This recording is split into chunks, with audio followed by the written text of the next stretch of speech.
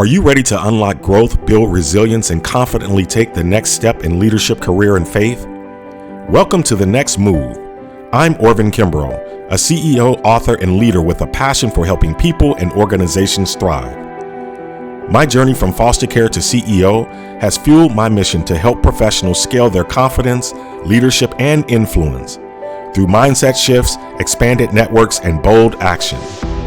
Each week, I'll share reflections ripped straight from my blog to inspire and empower you with actionable insights. Let's get started and make your next move your best move. Welcome back to The Next Move, where we explore reflections on faith, leadership, and personal growth to help you take your next step with purpose and confidence. Today, we're diving into a topic that shapes nearly every part of our lives, but is often treated as taboo: money. I recently had a conversation with my 20-year-old son over breakfast at Waffle House that reminded me how important it is to talk about money openly.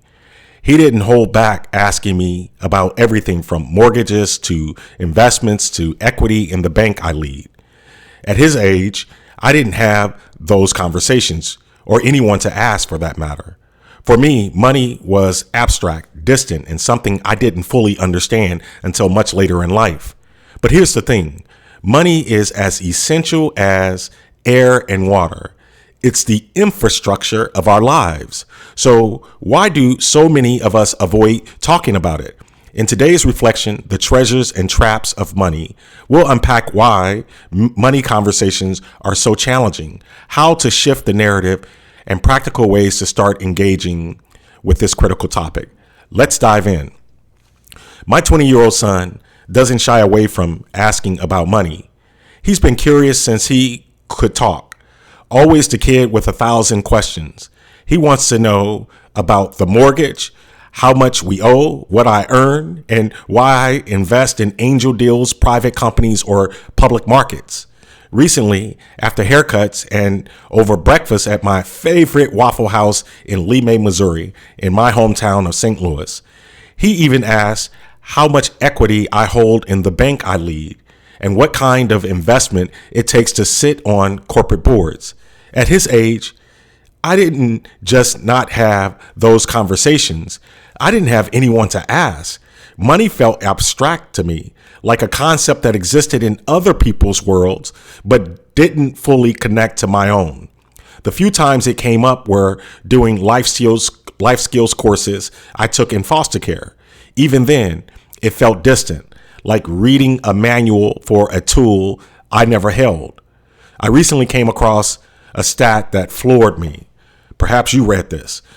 Over 60% of people avoid talking about money with family. They avoid it with friends. They avoid it even with their spouse. That hit home. I thought back to my fundraising days, theology school, and working with clergy early in my career.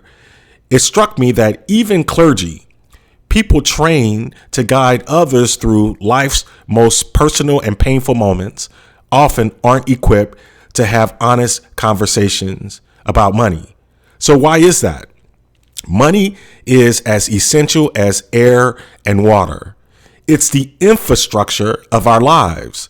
The roads we drive on, the electricity that powers our homes, and the pipes that keeps everything flowing.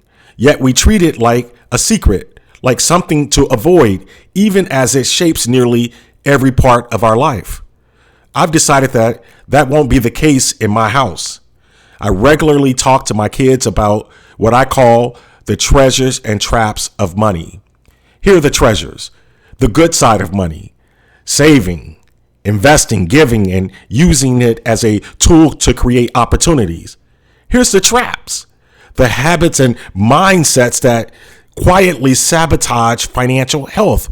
Come on now, you know what they are: impulsive spending, letting emotions drive purchases instead of planning, debt without strategy, borrowing from a bank or anyone without a plan or an understanding of the long-term cost, comparison culture, measuring your success by someone else's life, leading to unnecessary spending and short-term thinking, prioritizing instant gratification over long-term growth, missing out on compounding wealth.